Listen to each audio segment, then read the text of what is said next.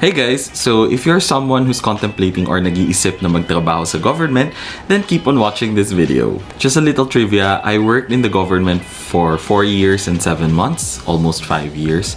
Then I resigned in 2016 para lumipat sa ibang company at umuwi dito sa Laguna. I am no expert but aside from working in the government, nag-work din ako for an international research organization, nag-work din ako for a local NGO, and then nagturo din ako, so I worked in the academy.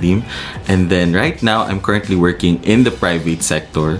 So I guess meron akong baseline comparison that I can do and that I could share to you guys as well kung okay pa rin ba na mag-work sa government.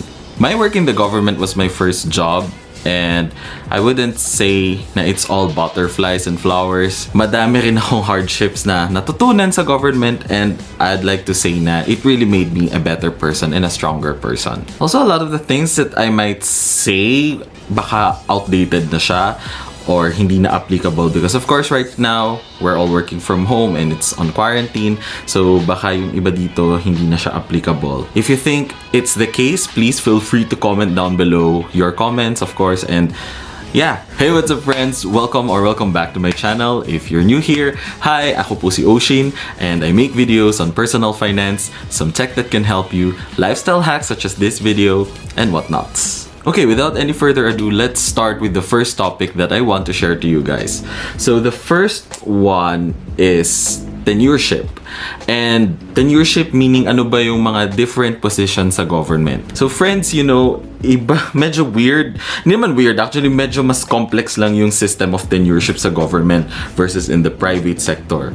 Because in the private sector, it's very linear in a sense na hindi lang regular employees yung makikita mo sa government. So, for today, I will share to you the 4 types of tenureship in the government.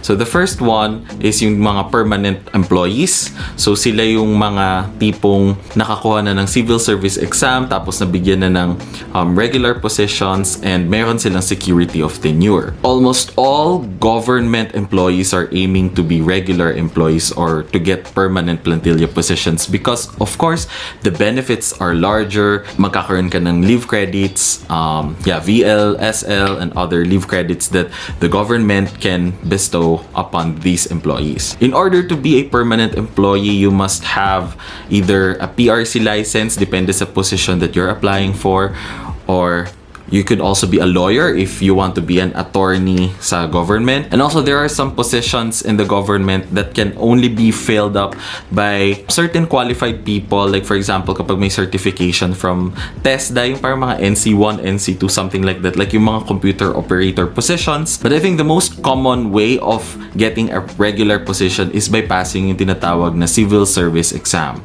So the civil service exam is administered yearly. Before, nung wala pang COVID or nung wala pang pandemic, they have this like paper and pen tests and they administer these tests sa mga testing centers sa buong Pilipinas. So usually sa mga schools, and then the Civil Service Commission is the one or the agency that handles all of the exams. As I've mentioned, meron nga siyang paper and pencil type of exam, and then the other one is meron siyang computer facilitated na exam. So computerized yung exam. Ang difference lang nung dalawa is that pag paper and pencil, mas matagal yung results. Tapos kapag via computer yung exam, as in same day malalaman mo agad kung pasado ka or hindi ka pasado. Also guys, a lot of people in the government, sila yung mga tipong 10 or 20 years na sa government pero hindi pa rin nagiging regular employees because either hindi sila nakakapasa ng civil service exam, or number 2, kapag walang available na permanent position sa government. Lahat ng government agencies sa bansa meron niya mga naka-allocate na positions. Tapos, in order for an agency or a department to have a new position, medyo matagal siya. So, it's a very rigorous process. Kaya, hindi agad-agad na permanent din yung mga tao. Tapos, minsan agawan pa. So, competition yun. Like, for example, if you're an architect 1 and if you want to become an architect 2, there must be an available position for that architect 2 position. If it's filled up, you won't be able to get it. And then, kapag vacant yung position na yon, tapos Hindi lang ikaw yung gunning for that position. So, of course, paglalaban-labanan yon nung mga same positions tapos for level up din. So, yeah, that's one thing that you should take note lang when you want to work in the government. I-add ko lang, no, medyo madami akong sasabihin about a permanent employee. If you're a permanent employee kasi, grabe talaga yung benefits. Like, as in, alam nyo ba, yung VL and SL leave, basta yung mga leave credits ng mga government employees, hindi yan nag-e-expire. So, from the day that you got hired up to the last day, either you resign or nag-retire ka, hindi nag-e-expire yun unless gagamitin mo. And ang maganda pa dun, guys, is pwede mo pang i-monetize yon kapag nag-retire or nag-resign ka. So, convertible siya into cash. So, yeah, putting it there kasi kaya maraming mga government employees na kapag nag-retire, they really become millionaires. Alright, so the second type of tenureship in the government is yung casual tenure. So, ang difference lang niya sa permanent employees is that yung mga casual tenures, wala siyang security of tenure. So, meaning kapag, for example, na-dissolve ang isang agency, like example, yung PRRC or yung Pasig River Rehabilitation Commission, when it was dissolved, almost all of its employees are casual employees. So, nung na-dissolve yun, wala silang security of tenure. So, the government reserves the right for you to be removed from government service if you're a casual employee. But yun lang, ang maganda din naman sa mga casual employees is that kahit hindi ka pasado sa civil service exam, you can still be a casual employee. And what's also wonderful there is that you also get the same benefits like GSIS, the salary grade, and stuff like that. Yun lang, but I think yung difference lang din pala, when you retire as a casual employee, you won't get the full benefits of the GSIS shares that you are contributing every month sa GSIS, which I will explain later on kung ano ba yung GSIS. So the third type of tenureship in the government is yung contractual or yung contract of service. So very straightforward yung definition nito. If you're a contractual employee in the government, you have a contract and it's stated there kung ano yung terms mo with the government. Nakalagay doon kung consultant ka ba or kung ilang hours ka lang ba mag-report sa office. Most of the consultants in the government have this type of tenureship kasi nga hindi naman nila kailangan pumasok sa office araw-araw. Last but not the least is yung tinatawag natin na mga job order status. So yung job order status, ito yung I'd say mga pinakakawawa talaga. Some government agencies, kumukuha sila ng mga job order employees. Minsan kasi kapag yung trabaho is kailangan lang naman for 3 months, 4 months, or 5 months. Pero may mga ibang government agencies na nag-hire sila ng mga job order employees para lang ma-augment yung work na kailangan sa isang government office. What I don't like also about the job order status is that it's no work, no pay. Tapos pag na-late ka lang ng 1 minute, 2 minutes, bawas agad sa sahod yun.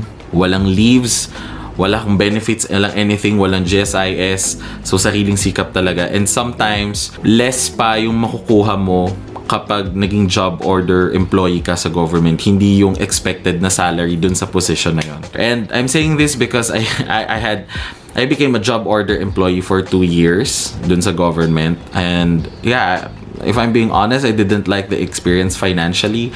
As in, dun ko nakanasan na maging mahirap. So, yeah.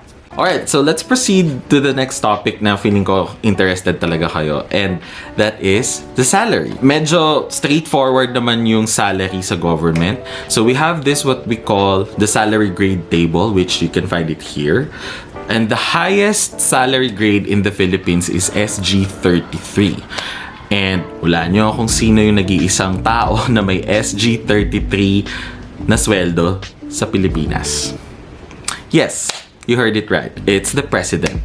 And so the president has an SG33. Tapos yung, I think the vice president has 32. So makikita nyo yung difference nung sahod ng president at vice president. Kaya guys, if you have any complaints or if you see something that is wrong with the government, always remember these figures. You're not getting them. Our government officials are getting them. So may karapatan kayong magreklamo kasi taong bayan na nagpapasahod sa kanilang lahat. Ni ultimo nga yung Chippy, Piatos, or Nova na binibili mo sa tindahan, may tax yun eh. Tapos hindi ka magreklamo and you're gonna be apolitical on what's happening in this world right now. Yeah, you should be aware of these things and just be more involved, I guess. I mean, you don't really have to work in the government. You know, you can be involved in so many ways. But going back to the salary grade table, so for each salary grade in the government, nakaakibat yan dun sa mga positions na ina-applyan mo. So for example, if you're applying for an engineer 1, engineer 2, engineer 3, so usually engineer 1s would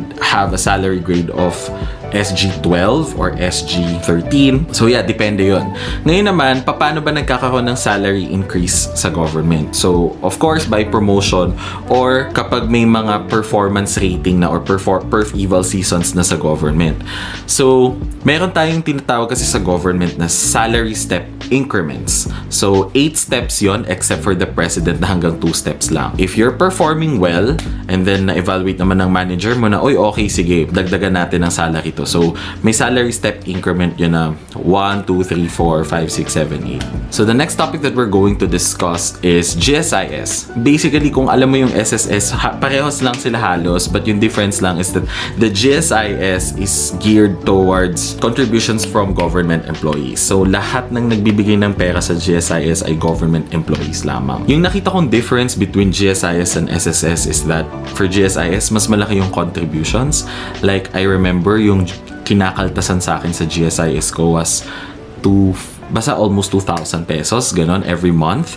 Pero dito sa SSS, parang magkano lang. Basta mas maliit. As in, relatively, a lot smaller. Yeah, and then napansin ko din sa GSIS, whenever you're going to try to get a loan from GSIS, meron silang tinatawag na parang niluluto ka sa sarili mong mantika. Kasi sobrang taas ng interest kapag maglo-loan ka sa GSIS. Unlike sa SSS na hindi mo naman makakamdaman masyado. So guys, that's the reason why kapag nag-retire ang mga government employees from civil service work, malaki talaga yung nakukuha nila. Kasi nga, ang laki din ng kaltas sa'yo kapag nagko-contribute ka sa GSIS. Also, if you're someone who's planning to resign from government service, just take note lang that if you are working less than 15 years from government service, there's a chance na hindi mo makukuha ng buo yung lahat ng contributions mo sa GSIS or baka hindi mo na nga makuha at all. Kasi yung sa case ko noon, parang tanda ko, nasa 64,000 na yung na-contribute ko. Pero wala akong nakuha ni isang kusing. Kasi yung condition nila is that number 1, I can only get it if I retire.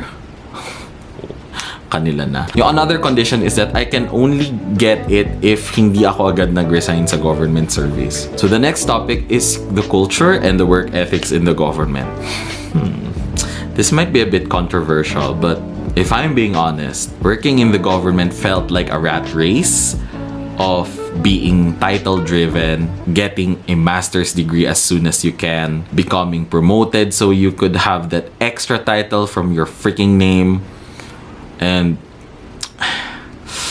ano ba? Paano ko ba siya sasabihin? Medyo naging against siya sa values ko and principles to the point na I almost succumbed to the system.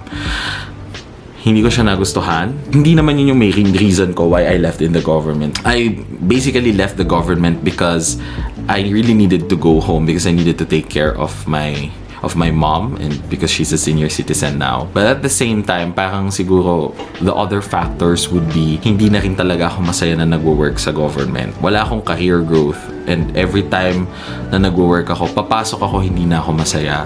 But I'm not saying that everything was bad. I learned a lot of things, especially as a person. I discovered a lot of things about myself na, kaya ko palang gawin to. And, I can say no to this. Especially on saying no. Kasi dati talaga yes ako ng yes. Ay, nako, no. So, kung tatanungin nyo ba ako kung okay pa rin ba na mag-work sa government, I would say yes, but I'm not sure if government service is something na for a long term. I think that there are so many reforms that need to be implemented. But if you also want to learn how the system works in the government, of course, I'd recommend na itry mo mag-government service kahit 1 year or 2 years lang. And yun lang, just take into consideration all of the things that I mentioned kanina, like what are the pros and cons and stuff like that. And with that, friends, thank you very much for watching. If you find value on this video, please do not forget to smash the like button and also subscribe to my channel and click the bell button beside it so that you will be notified whenever I have a new video. Alright? So remember, the more you learn, the more you earn. See you again soon. Peace out.